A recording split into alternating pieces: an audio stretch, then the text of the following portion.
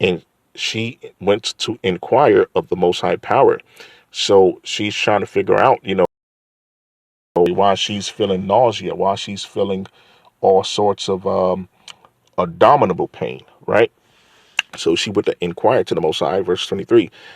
And the Most High said unto her, two nations are in thy womb, and two manner of people shall be separated from thy bowels. Two manner and two nations, right? The Most High is clear. Although they came from the same parents, okay, they came out of the same matrix, okay, but they're two manner of people, okay, shall be separated from thy bowels, and the one people shall be stronger than the other people, and the elder shall serve the younger. Okay. And then it says right here, and when her days to be delivered were fulfilled, behold, there were twins in her womb, and the first came out what? Red. Okay, not ruddy, red, all over like a hairy garment, right? Like a hairy red heifer garment, okay, or a red horse, okay, or that gandler that you've seen, right? And they called his name Esau, okay. So as it says here, you know, in verse 23, and the one people shall be stronger than the other, and the elder shall serve the younger, okay. And then right here in verse 25, it says, and the first came out red all over like a hairy garment, and they called his name Esau. Okay, so right there, what does that tell you? That tells you that Esau was the elder. Okay. And then it says right here in verse 26, and after that came his brother out, and his hand took hold on Esau's heel, and his name was called Jacob. And Isaac was 80 old when she bare him. Okay, so Isaac was 30 years old when, Rebecca bared Esau and Jacob, right? So right here, this also concerning prophecy. Okay, so right here, if it says it in the book of Genesis chapter 25, that the older brother shall serve the younger, right? Now, of course, we know throughout world history, we used to rule this planet. Melanated people used to rule this planet, okay? And Esau was in servitude to us. There was a point in time where we had Esau, basically serving us in righteousness, though we wasn't wicked to Esau as, his descendants are to our people today, which his descendants is mixed with a whole different other nation that hate the Most High, which is the Canaanites, the cursed Canaanites. That's why they hate the Most High. Nimrod was of the Canaanites. He was the first supreme king that was opposed to the Most High. That's why he built the Tower of Babel. Okay. So, Nimrod was a Canaanite. And then you have Esau. So when you have those two nations mixed together, hate on top of hate. Esau hating Jacob because he think that Jacob stole his birthright, in which he did it, in which I already proved in one of my videos that I made nearly 3 years ago. And then you have Canaan, who hate the Most High. So of course, it's only natural if you hate the Most High, you hate his chosen people, right? Just as the old saying goes, if someone hates you, they're going to hate your children even more. Okay, so if someone hates the parents, of course, they're going to hate the offspring of those people. So, being that the Most High is our Heavenly Father, the Canaanites hate his children, which is us. So, that's why we're at odds with the Canaanites, which is the pale people. And then we're at odds with Esau because he think that we stole his birthright, which isn't true. So, when you have those two mixed together, when they mixed and mingled, when Esau took him two wives of the Hivite and the Hittite, okay, the Hittite and the Hittite, Salakia, that's how Esau became from red to pale pink. Okay, and then we're at odds with both nations, Okay, so the prophecy said that Canaan should be a servant of servants, right?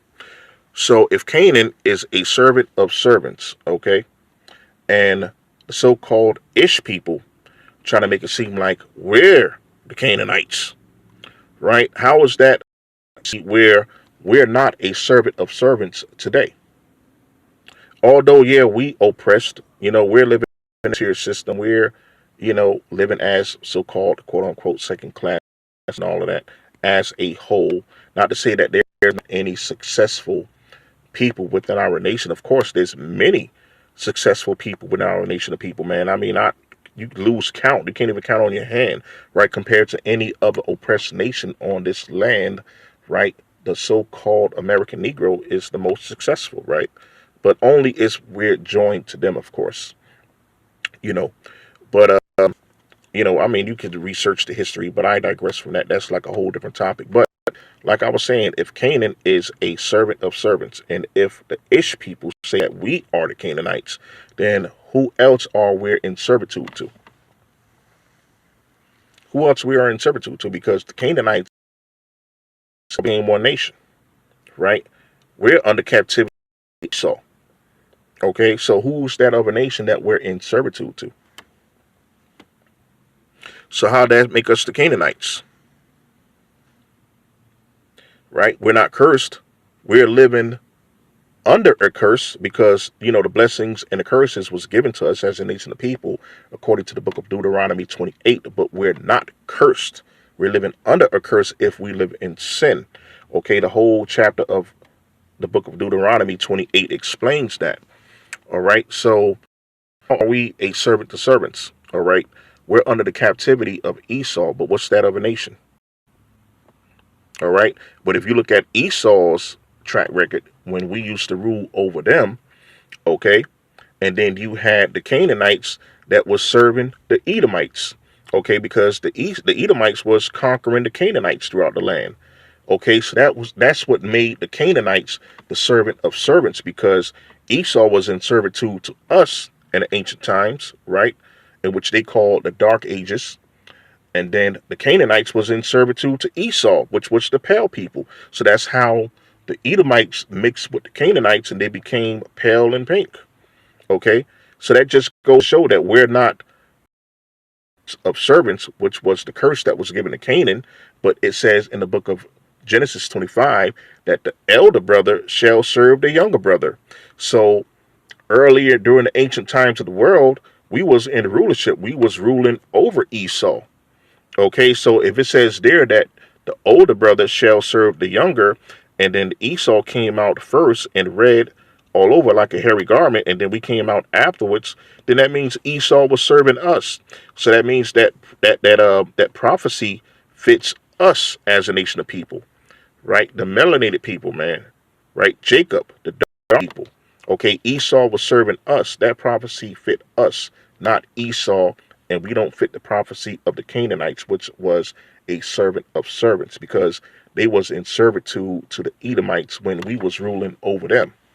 Okay, so right there, that lets you know that the Canaanites, because they was cursed of the Most High, they was given pale skin, just like the descendants of Gehazi and Naaman, okay, or any other cursed person that was cursed with leprosy. All right, just like Cain was. And then you had Esau, who was initially born melanated, but he mixed and mingled his seed with the pale people, okay, which was the Canaanites, while we was in rulership over them. Okay, so when they conquered the Canaanites and the Canaanites became in servitude to them, that's when they joined together with the other nations of the world when we was in sin, and then that's how we fell as a nation of people, right? And now they're on top, okay? So that's how that is. That's how that prophecy came to pass. So it's impossible for the so-called Ish people to say that we're Hamites, because we don't fit none of the Canaanite and Hamite prophecies, man. But we fit the children of Israel, the children of Jacob prophecies very clearly, right? So just to bring that out.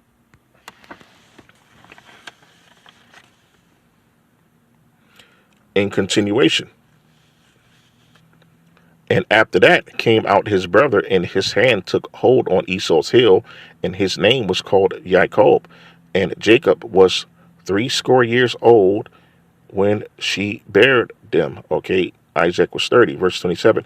And the boys grew, and Esau was a cunning hunter, a man of the field, and Jacob was a plain man dwelling.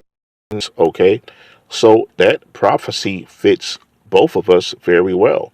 Just like Esau today, he is a man of the field. Okay, where does Esau love to go? He loved to go whitewater rafting. He liked to go in the wilderness hunting, killing all of the animals, the Most High's creations, man. Right? He's always exploring. You know, you see him in Antarctica, you see him in Greenland, right? You see him in all of these various places of the world where mankind barely dwell, right? He's a man of the field, right? And Jacob was plain man dwelling in tents, right? That fits us perfectly. You know, there's no better place for us to be than home, right? I mean, you know, vice versa for most people. I mean, you know, to each his own. You got some of us, we still like to go out, hang out, do things, you know, including me. You know what I'm saying? But, you know, for the most part, most of Jacob loved to be home. You know, give us our little, you know, so-called creature comforts, and we straight, you know, give us a nice big screen TV, some cable, you know, some good snacks, right? Some good healthy snacks, biblically clean snacks, and we straight. You know, throw on a little game or whatever, you know, football game, basketball game, you know, watch the Charlotte Hornets play or the New York Knicks, either one, and we good. You know, Jacob loved to dwell in tents, man. Right? You got the sisters. They love to watch their little love novels, right? They love shows. Their suspense shows, right? The talk shows, okay? Social media, right? That's the sisters all day. Jacob, right? So this fits us well, man. Right? Even down to the Esau's women, they like to be out in the field. They like to be out, you know, hiking and jogging in the wilderness, right? You know, that's why you always see things like, you know, the Edomites, they getting attacked by wild bears and boars and wolves and stuff like that out in the wilderness, jogging in the forest, man. And that's not trying to be funny or racist, but I mean, hey, that's just connecting the dots here, right? You don't ever see Jake out there getting, you know, hunted down by wolves and bears and, you know, all of these wild creatures out there, you know, bitten by snakes and, you know, because we're hiking somewhere, right? Getting drowned in these white waters, right? From white water rafting, okay? You know, falling off waterfalls and stuff, right? That's not us. We ain't doing that. We ain't thinking about that, right? So that fits us perfectly, man. Okay, but Esau tried to hide himself, right? And say, oh, I'm not Esau, I'm Jacob. I'm not Esau. So who the hell is Esau, man? If you're not Esau, then who is Esau? All right, who in the world is Esau? You can't say the Saudi Arabians, they're not solely Esau. Of course, you know, Esau married, you know, daughters of Ishmael, but that's only a part of the Edomite lineage. That's Esau, man. Yes, I can agree. The Saudi Arabians are descendants of Esau because of the daughters he married of Ishmael. But not all of Esau is the Saudi Arabians, man. Okay, and then you have it right there in the name, Saudi, Esau, Saudi, right? Just letting you know. Esau shall live by the sword. If you look at their flag over there, okay, it's two swords on it. All right. So that lets you know that they're part of Esau. They're not all of Esau, but they're part of Esau, man. Right? Verse 28. And Isaac loved Esau because he did eat of his venison, but Rebekah loved Jacob. Okay, so, you know, just like it goes, you know, for the most part, the dad is going to love the son that's more rough, you know, out there doing his thing in the field, you know, playing sports, you know, play fighting, okay, out there exploring, all right, making his own way, right? You know, the dad is going to tend to that boy for the most part, right? And then, you know, Jacob is going to be the one that's going to be the so-called quote unquote mama's boy, you know, going to hang around in the house. He's a nice boy. He's respectable, which I'm not saying is bad, but that's who tend to be loved by the mom more than the dad.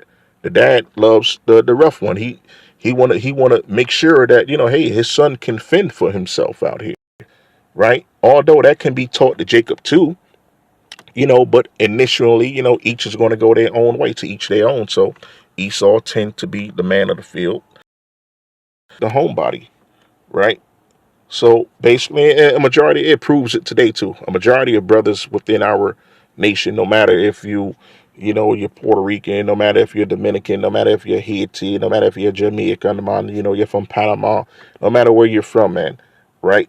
America, a lot of brothers from our people are mama's boys. I mean, that's it's what it is, you know. That's how it is. So this fits us perfectly, man. Right? There's no getting around that. Right?